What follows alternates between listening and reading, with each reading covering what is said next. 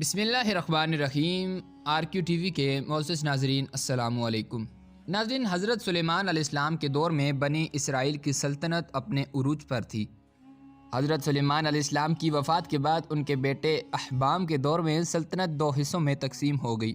جنوبی فلسطین میں یہودیہ نام کی ایک ریاست قائم ہوئی، جبکہ شمالی فلسطین میں اسرائیل کے نام سے ایک الگ ریاست قائم ہوئی۔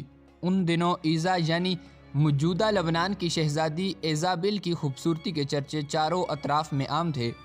چنانچہ اسرائیل کا بچہ جس کا نام اخیب تھا، اس سے شادی کر کے اس کو اسرائیل لے آیا۔ ان دنوں لبنان اور شام میں بال کی پوجا کی جاتی تھی۔ بال ایک قدیم دیوتا تھا۔ اسرائیل کا بادشاہ اخیب اول درجے کا زن مرید ثابت ہوا اور اپنی ملکہ اور بیوی ایزابل کی باتوں میں آ کر بال کی پرستش شروع کر دی۔ اخیب نے اسرائیل کے صدر مقام سامریہ میں بال کا ایک بہت بڑا اور عالیشان مندر تعمیر کیا۔ اس کو دیکھ کر اس کی رعایا بھی بال دیوتا کی پوجا کرنے لگی۔ اس طرح سامریہ شہر کا نام بال بخت یعنی بال کا شہر پڑ گیا۔ پورے ملک میں بال کی عبادت گاہیں تعمیر ہو گئیں۔ اس کے نام پر قربانیاں دی جانے لگیں اور یوں یہودی حضرت موسیٰ علیہ السلام کے بتائے ہوئے دین سے منحرف ہو گئے۔ لیکن ایسے وقت میں بھی چند ایسے لوگ موجود تھے جو کہ بنی اسرائیل کو اس سب کاموں سے روکتے تھے اور اللہ تعالیٰ کی طرف بلاتے تھے۔ انہی حضرات میں ایک نیک بزرگ یرمیہ بھی تھے۔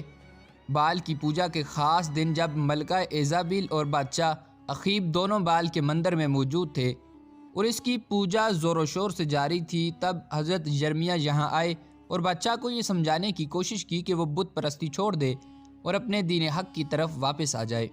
اس پر بادشاہ اخیب تو خاموش رہا، مگر اس کی ملکہ ایزابل بال کی پوجا میں خلل ڈلنے پر بھڑک اٹھی اور اپنے ایک سپاہی کا نیزہ لے کر حضرت یرمیہ کے سینے میں گھونپ دیا۔ حضرت یرمیہ ایک دل خراش آہ لے کر زمین پر گر پڑے، مگر آپ کی نظریں بددستور ایزابل پر جمی رہیں۔ آپ نے شہادت سے پہلے ایزابل کو کہا کہ تو نے مجھے حق گوہی کی پاداش میں مار ڈالا ہے، تو انتظار کر اس وقت کا جب تو بھی اس طرح ماری جائے گی۔ جنگلی کتے تیرا گوشت نوچ نوچ کر کھائیں گے۔ اس کے بعد یہ مغرور ملکہ اور اس کا زن مرید شوہر بادشاہ اخیب یہاں سے چلے گئے۔ اس واقعے کے بعد اہل ایمان کے حوصلے کافی پست ہو چکے تھے۔ وہ دیکھ چکے تھے کہ بت پرست ملکہ ایزابل کا بادشاہ پر کتنا اثر ہے۔ ناظرین، وہ خوبصورت ہونے کے ساتھ ساتھ انتہائی مغرور اور سفاک تھی۔ صرف ایک عورت ایزابل نے اس بنی اسرائیل کو بت پرستی کی راہ پر ڈال دیا تھا۔ جس قوم میں حضرت موسیٰ علیہ السلام، حضرت ہارون علیہ السلام، حضرت داؤد علیہ السلام اور حضرت سلیمان علیہ السلام جیسے عظیم المرتبت پیغمبر گزر چکے تھے۔ اس کے بعد اللہ رب العزت نے حضرت الیاس علیہ السلام کو بنی اسرائیل پر اپنا نبی مبعوث کیا۔ حضرت الیاس علیہ السلام جلات شہر کے رہنے والے تھے۔ بائبل میں آپ کا تذکرہ ایلیا کے نام سے موجود ہے۔ آپ اسرائیل کے دارالحکومت سامریہ میں اخیب کے دربار میں تشریف لے گئے اور اسے سمجھانے کی کوشش کی، لیکن اخیب اور اس کی بیوی ایزابل، جن کے دلوں پر کفر کا پردہ پڑ چکا تھا، انہوں نے آپ کی ایک نہ سنی اور کہا کہ اب عظیم بال ہی ہمارا خدا ہے۔ یہ سن کر آپ وہاں سے سرزمین عرب کی طرف تشریف لے گئے اور وہاں دین حق کی تبلیغ کرنے لگے، مگر آپ کے جانے کے بعد اسرائیل کی سرزمین پر بارش کا ایک قطرہ تو دور یہاں اوس تک پڑنی بھی بند ہو گئی۔ بال کے مندر میں خوب چڑھاوے چڑھائے گئے، اس کے نام پر خوب قربانیاں دی گئیں، مگر اس کا نتیجہ بے سود نکلا۔ ناظرین، قحط اتنا بڑھ گیا کہ لوگ لوٹ مار پر اتر آئے، یہاں تک کہ بادشاہ کے محل کا گھراؤ کر لیا اور اس کے کچھ حصوں کو آگ لگا دی گئی۔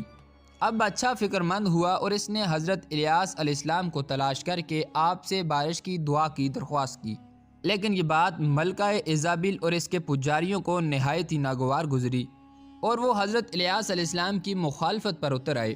حضرت الیاس علیہ السلام نے تجویز پیش کی کہ تم اپنے مبعوث بال کے نام پر قربانی دو اور میں اپنے معبود اللہ رب العزت کے نام پر قربانی دوں گا۔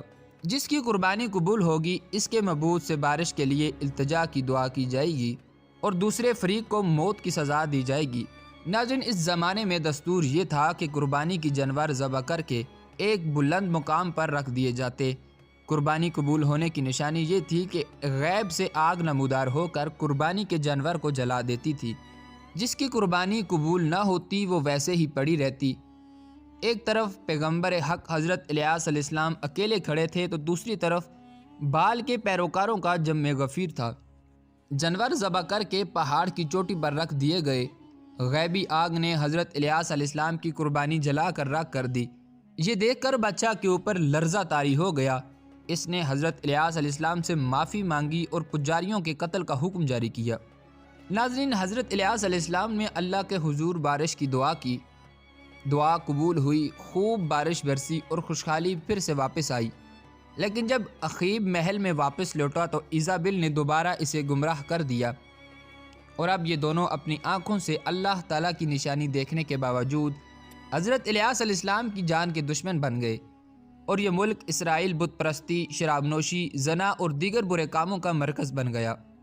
اس کے ساتھ ساتھ فلسطین کی دوسری ریاست یہودیہ میں بھی بال پرستی عام ہو گئی، جس کی وجہ ہلکا ایزابل کی بیٹی تھی، جس کی شادی یہودیہ کے بادشاہ یہورام سے ہوئی تھی، اور یوں یہورام اور اس کے ساتھ ساتھ سارا فلسطین بال پرست بن گیا۔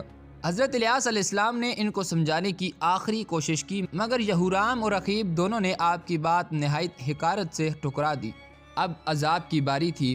اسرائیل اور یہودیہ کی سرحدوں پر وحشی قبائل آباد تھے جو کبھی کبھار سرحدوں پر آ کر لوٹ مار کیا کرتے تھے، لیکن اب وہ اتنے طاقتور ہو چکے تھے کہ انہوں نے یہودیہ پر چڑھائی کر دی۔ سارے شہر کو لوٹ مار کر آگ لگا دی گئی۔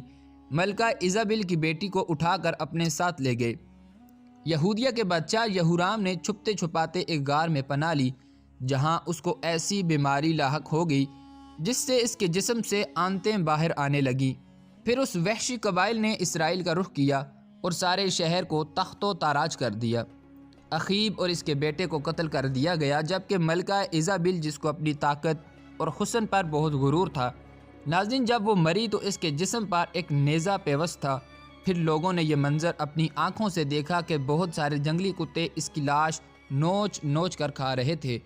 ناظرین، یہ وہی بد دعا تھی جو بزرگ یرمیہ نے اپنی شہادت کے وقت دی تھی۔ اس کی موت کے وقت نہ تو اس کا دیوتا بال اس کے کام آیا، اور نہ ہی اس کا لاہو لشکر، اور نہ ہی اس کا حسن۔ ناظرین، یہ تھی ہماری آج کی ویڈیو۔ اگر آپ کو ویڈیو پسند آئی ہو تو ہماری حوصلہ افزائی کے لیے ہماری ویڈیو کو لائک کر دیں۔